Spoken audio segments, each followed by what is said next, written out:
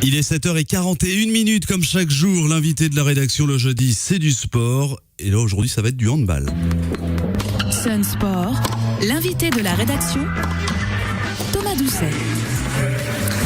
Notre invité ce matin, Thierry Anti, l'entraîneur du HBC Nantes. Bonjour Thierry. Bonjour. Alors pourquoi Thierry Anti ce matin ? La raison est simple, le championnat de France de D1 masculine de handball reprend ses droits ce soir. Un championnat dans lequel figure bien entendu le HBC Nantes qui entame sa 7e saison déjà à ce niveau. Le premier rendez-vous, il a lieu ce jeudi soir contre Saint-Raphaël, coup d'envoi à 20h30 à Mangin-Beaulieu. Ce sera dès 20h bien sûr la prise d'antenne sur Sun. Thierry, après un trophée des champions mitigé, on y reviendra tout à l'heure, c'est le top départ ce soir. C'est au Palais des Sports de Beaulieu, hein. C'est pas Mangin-Beaulieu. Ça commence fort, ça commence très fort. Je ne veux pas qu'il y ait des spectateurs qui se trompent de salle. Bon, Beaulieu, comme ça, ce sera plus simple. Bon. Oui, c'est le top départ Thierry, ce soir, ça y est. Oui, bah, on se prépare depuis le mois de juillet à ça et c'est toujours très délicat un départ parce qu'on a quand même à la fois des certitudes et puis aussi des interrogations et on a hâte de rentrer dans la compétition.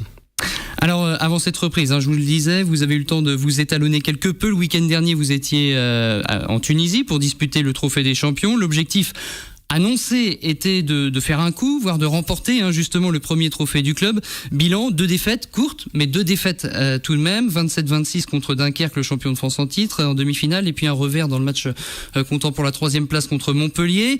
À l'issue de la séance de jet de 7 mètres, que concluez-vous, peut-être au-delà du résultat sportif de ce trophée des champions ?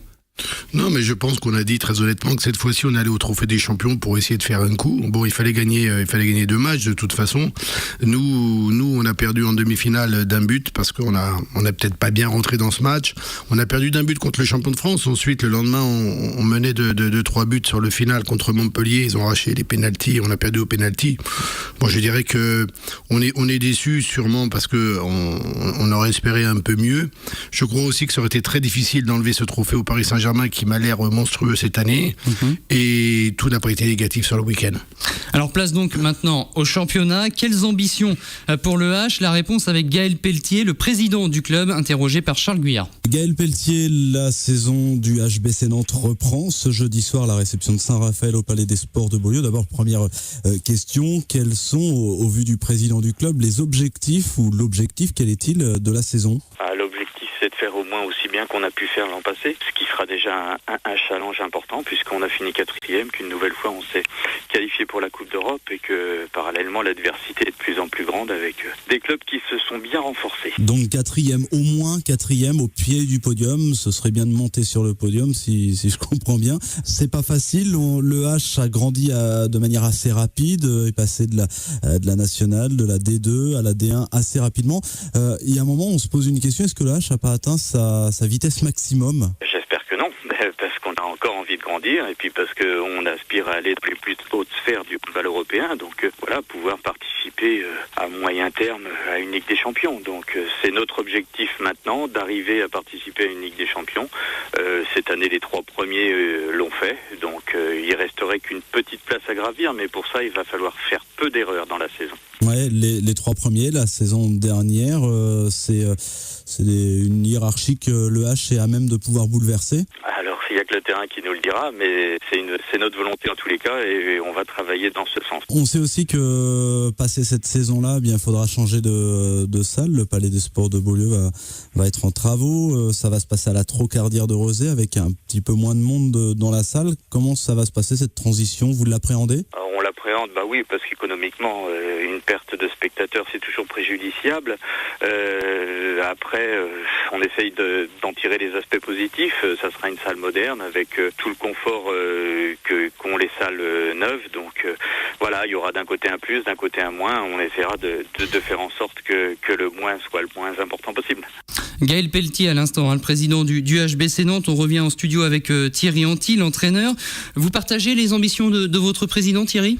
Ah oui, sinon je serais pas là. Et surtout, j'aurais pas re-signé lorsque le club me l'a proposé. Je crois que c'est vrai que tout ce qui a été dit est complètement la réalité aujourd'hui du club. C'est-à-dire un club qui a grandi très vite, un club qui se met dans le top 4 français, ce qui n'est quand même pas rien quand on voit la place du handball au niveau mondial. Après, qu'est-ce qu'on fait ? On essaie encore de progresser. Oui, notre objectif, je le dis, c'est d'essayer d'aller jouer cette Ligue des Champions avant tout. Après, bien sûr, on aimerait écrire l'histoire du club. On l'a dit aussi, gagner un trophée. Mais gagner un trophée, on peut dire qu'on a envie de le faire et c'est logique. Après le faire, il y a beaucoup d'adversaires qui souhaitent la même chose que nous. Alors, pour réaliser une belle saison, vous avez recruté, il y a aussi quelques départs. Est-ce que vous pouvez nous faire assez rapidement un petit topo sur les changements dans l'effectif ? Non, écoutez, le recrutement, il faut pas attendre du recrutement qui renforce notre équipe. C'est-à-dire que, bon, la logique voudrait que ça soit ça, mais on a dû aussi recruter pour simplement faire un groupe assez homogène, en sachant qu'on a réduit l'effectif professionnel, parce qu'on a eu il a fallu un peu serrer le budget, donc voilà. Donc le plus gros apport, ça a été l'apport et l'arrivée du pivot international Igor Anić, et ensuite on a dû composer au mois de plutôt même début juillet que fin juin, de pouvoir recruter 2 autres joueurs. Mais c'est surtout sur l'ensemble de l'équipe que notre progression va être...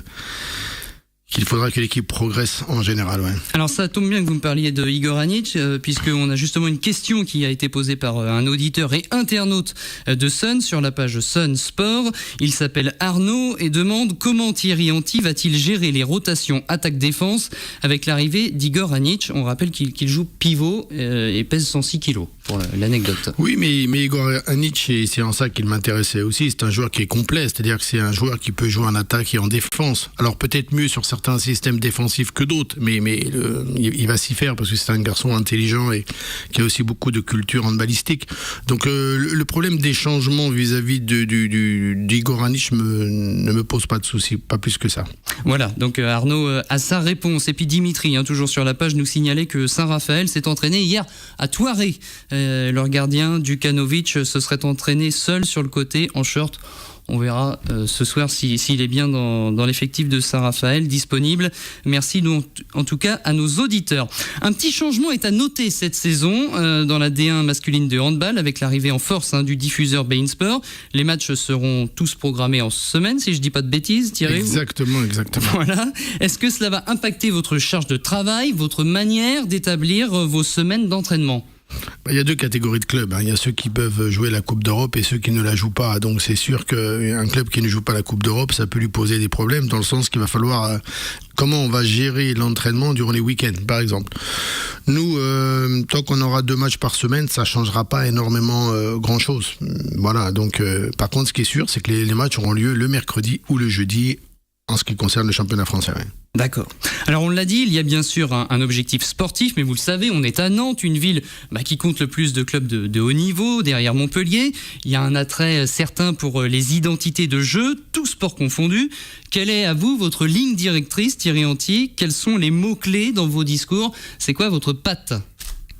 D'abord, je voudrais en profiter aussi pour souhaiter une bonne saison à tous les sportifs nantais, quelle que soit leur discipline. Et concernant notre jeu... j'ai toujours dit qu'il fallait une bonne base défensive pour pouvoir être solide dans les performances. Donc s'appuyer sur une bonne défense et essayer cette année de convertir un peu plus les ballons gagnés en but par le jeu rapide, contre-attaque, montée de balle, engagement rapide s'il faut. Et puis ensuite en attaque placée, quand même retrouver plus de continuité dans les moments faibles. Parce que quand on joue bien, il n'y a pas de souci. Mais quand on joue un peu moins bien, je trouve que le ballon est un peu trop porté. Et j'aime voir une belle circulation de balles. Donc savoir gérer les temps forts et les temps faibles. Oui, et puis surtout s'appuyer sur un ballon qui circule un peu plus vite que parfois certains joueurs le font. Depuis votre arrivée, Thierry Anti, en tant qu'entraîneur du HBC Nantes, vous estimez que le H a progressé ? Et sur quel domaine ? Écoutez, c'est pas trop à moi de dire ça. Moi, ce que je vois simplement, c'est que il faut quand même mesurer qu'on a joué une finale de Coupe d'Europe. Ça fait, je crois, 4 années de suite qu'on est en Coupe d'Europe. Donc, on est devenu un club européen. Donc, automatiquement, le club a progressé. Après, j'aurais aimé encore qu'il progresse encore un peu plus vite. Mais il aurait pu aussi progresser moins vite. Je veux dire, on peut pas réécrire l'histoire. Je crois que je suis sûr, par rapport à mon expérience, que c'est un club qui a grandi continuellement et relativement vite. Et qu'il y a des moments, peut-être, où il y aura du moins bien. Et là, il faudra voir comment le club sera en capacité à réagir. C'est arrivé à tous les clubs. Bon, j'espère que ça n'arrivera pas au H tant que je serai là, mais plus les années se cumulent et plus le risque existe. Bien sûr.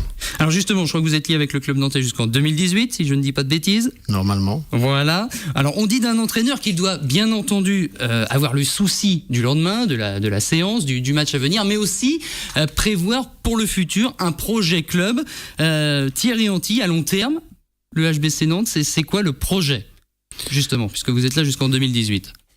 Écoutez, le projet, c'est d'abord d'essayer d'aller jouer en Ligue des Champions, c'est-à-dire de grimper encore et de participer à cette compétition à laquelle j'ai participé, qui est vraiment le top mondial au niveau des clubs. Ensuite, comment on va faire ? Eh bien, on a un centre de formation qui fonctionne très bien et sur lequel on a une grande proximité avec l'équipe 1 et on sort régulièrement des joueurs. Donc, je crois que l'avenir est simple. On a toujours dit, il faut que dans l'équipe de Nantes, il y ait une forte identité nantaise. C'est-à-dire qu'il faut, si c'était possible, qu'au moins un tiers, voire la moitié de l'effectif soit des joueurs français que l'on l'a formé nous-mêmes, encadrés par de grands joueurs de niveau international. D'accord, alors rappelons justement que l'équipe réserve dirigée par Grégory Cogent évoluera cette saison en National 1 masculine, c'est le 3e échelon en France. L'accent porté sur le centre de formation, vous le dites, est donc important. Ça veut dire que normalement, en définitive, on devrait voir des jeunes intégrer petit à petit l'équipe première cette saison ?